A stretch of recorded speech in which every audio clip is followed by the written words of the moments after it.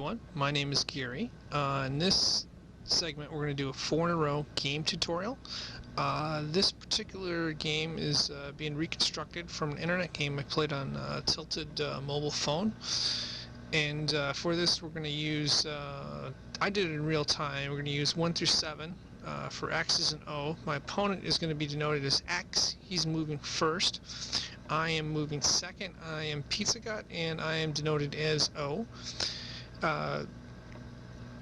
Starting the game, my objectives, there's going to be several objectives I try to pay attention to. The first one is control the center early. Why? Well, all the moves go through the center. My second objective is to try to make the most valuable move. What move makes the most sense in total context. Thirdly, you want to play defense. If you don't pay attention on defense, you can get eliminated quickly or lose. Which is why paying attention at all times is important. Another key concept I look for later in the game is, or early in the game, is try to establish points of overlap or pivot points. I'm going to give you an example right here. You see my two green ones here, and the X's are the points that my pivot points overlap on, and you want to try to look for points that overlap so you can get 2-for-1 specials when you make your move. Let's go ahead and start. Okay, the first move the X makes is the 3 spot. I want to counter that by controlling the center early. I select the 4 spot, as you can see the green right there. X counters with selecting the 4 spot, and I decide to control the center here, and you're going to ask why I selected 04. Well, I'll show you in a minute when we break down the pivot points. First, let's look at X's offense. X has 2 yellow squares. If X were to, or the red, were to place an item on one of those 2 squares, I'm in trouble because they've almost got 4 in a row. Green squares are simple attack lines. As you can see, X's offense and O's offense there. Again, I have to pay attention to, I'm going to circle here, X's attack lines. Now let's look at pivot points.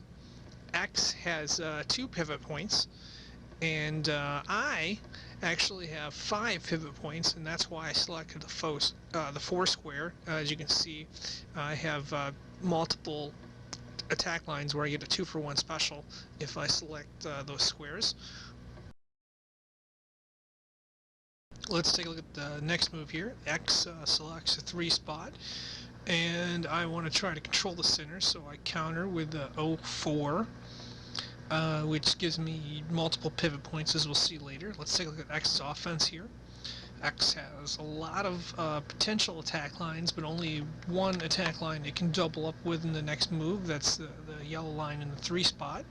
My offense, on the other hand, I have a lot of single attack lines, which are the green squares, and a couple or maybe 1 double attack line in the 4 spot.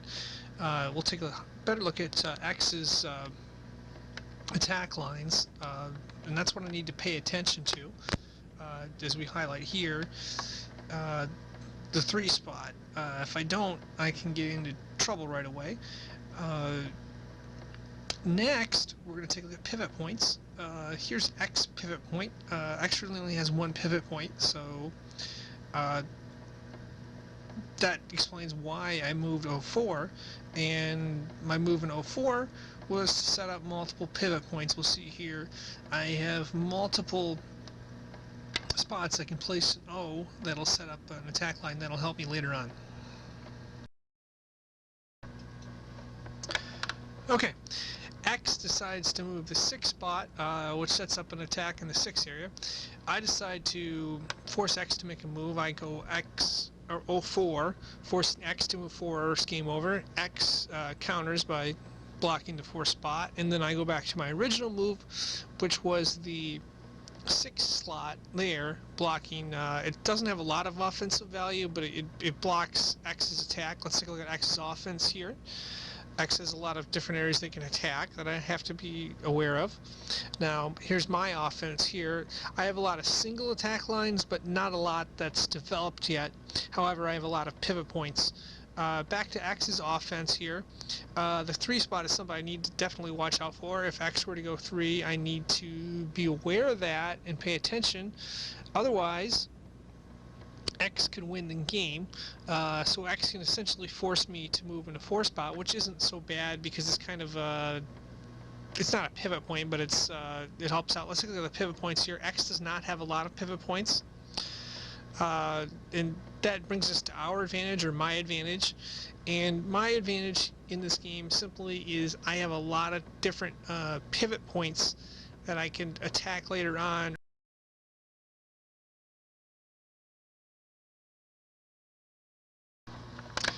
Our next move, X selects the 3 spot, which means I have to block with my green, or O3. I go ahead and block that. Then X has a turn, and X decides to select the 5 slot. And my counter at this point is to hit the center and knock out the 3 spot, and that kind of sets up a game-ending square in the 4 spot, which we'll see later. Let's take a look at X's offense here. X has 1 game-ending square, that's red, and a couple different attack lines. My offense, O, I have 1 game-ending square, which is the 5 spot, and a number of different potential attack lines. Like I said earlier, the red square is where you can end the game. Let's take a look at X's pivot offense, which isn't very much.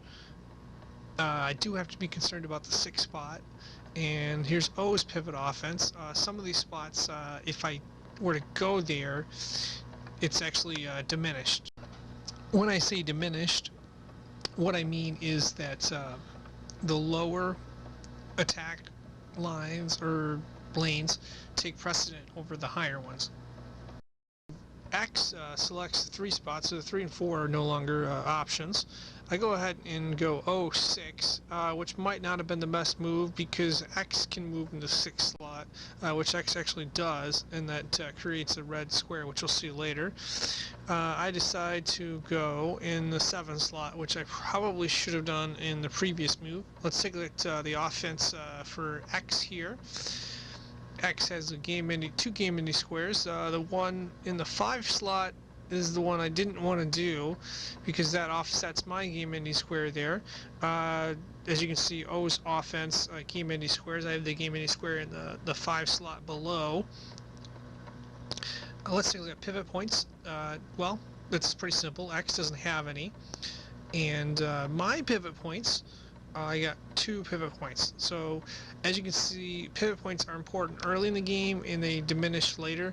Basically they give you options to attack. Okay, for the next move, X selects the 6 square, and as plain as O, I decide to counter with the 6 square. So now we've taken out the 3, 4, and 6 squares can no longer be moved. X makes the next move on the 7 square, which I counter with the 7 square. Now let's go ahead and take a look at X's offense here. X has 2 game-ending squares on the 2 and the 5 square, as you can see. And then we'll take a look at O's offense. I have 1 game-ending square and a little bit of potential up top. I'm not sure if everybody can notice this or not, but I'm actually in a little bit of trouble.